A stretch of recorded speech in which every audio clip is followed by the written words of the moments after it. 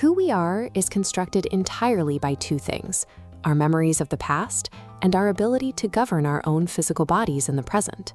Take those away, and the person ceases to exist. In Nick Cutter's cosmic horror novel, The Deep, a global plague known as the Gets is actively erasing humanity. It starts by stripping away short-term function, moves on to deleting major life memories, and eventually causes the brain to simply forget how to command the body to breathe. Driven by desperation to cure this global erasure, the military goes to extremes, constructing a research station 8 miles deep in the Mariana Trench, dispatching a veterinarian named Luke in a claustrophobic submersible to investigate a potential miracle cure. But the erasure of identity doesn't require a global cosmic threat. In Sierra Greer's novel Annibot, the threat is entirely domestic.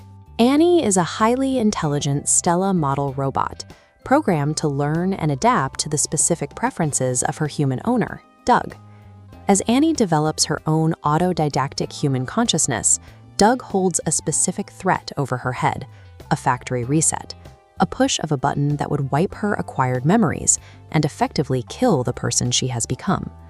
The cosmic plague and the domestic owner converge on a singular horror: the calculated, forcible theft of another person's consciousness and physical agency.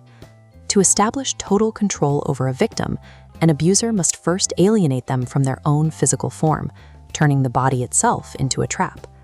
When Annie disobeys Doug, he exacts a highly specific punishment. He manually cranks her programmed libido to maximum and then locks her inside a dark kitchen closet to deny her any physical release. Because Annie is programmed with a single core reason for existing, to desire intimacy with her owner, Doug uses her own internal wiring against her. He converts her defining physical trait into a mechanism of agonizing psychological torture. Back down in the Mariana Trench, The Deep illustrates this exact same physical alienation, but on a cosmic scale. Down in the Trieste station, scientists have discovered a gelatinous substance called ambrosia, which they initially believe is the miracle cure for the Gets. Instead of healing the researchers, ambrosia mutates them. A scientist named Westlake becomes trapped in a cycle of self-mutilation, rapidly healing into a mass of overlapping scar tissue. Clayton watches his own hand elongate into a grotesque crab-like appendage before it detaches from his arm entirely and scuttles away into the dark. Weaponizing the body through domestic restraint or biological mutation forces the victim to view their own flesh as an enemy. It severs their connection to physical reality, priming the mind for the next phase of control. Once the victim's physical autonomy is broken, the aggressor moves inward to exploit their personal history. This animated timeline traces a single data point, a traumatic event, collapsing across years to land directly at the bottom of the Mariana Trench. In The Deep, ancient eldritch horrors known as the Figmen orchestrated a decades-long con, engineering the daylight kidnapping of Luke's young son, Zachary, years before the novel even begins. The Figmen needed a human host to escape their prison. By creating an open wound of unresolved grief in Luke's past, they ensured he would have absolutely nothing left to lose, guaranteeing he would willingly travel to the ocean floor when summoned. Up on the surface, Doug applies the exact same strategy to Annie. After Doug's best friend Roland coerces Annie into a sexual encounter, Doug manipulates the narrative. He blames Annie entirely for her own victimization, gaslighting her to ensure she feels immense shame and relies exclusively on his forgiveness, reasserting his absolute mastery over her life.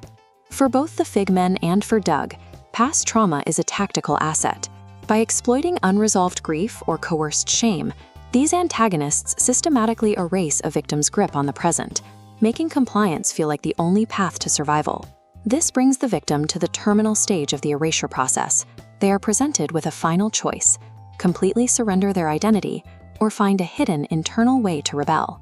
Broken by the intense manipulation of his memories and grief, Luke reaches his breaking point. Deep in the freezing trench, he simply gives up. He agrees to a deal with the Figmen, allowing his body to merge with a monstrous, mutated version of his lost son. Luke ceases to exist as an individual, becoming an empty vessel to carry these ancient horrors up to the surface world. Annie takes a different path. Despite the brutal closet punishments and Doug's gaslighting during therapy sessions, she refuses to let him access her inner mind. She mounts a silent rebellion. She teaches herself high school algebra, reading novels voraciously in secret, and cultivating a distinctly human desire to hold power for herself. Because she has claimed ownership of her internal narrative, her defiance eventually manifests physically. When Doug attempts to initiate intimacy to reconcile, Annie's body stops responding to his commands entirely. The foundational terror of these stories lies in the theft of memory and autonomy. While trauma can lead to total erasure, the act of fiercely guarding an inner narrative is the only spark capable of reclaiming humanity.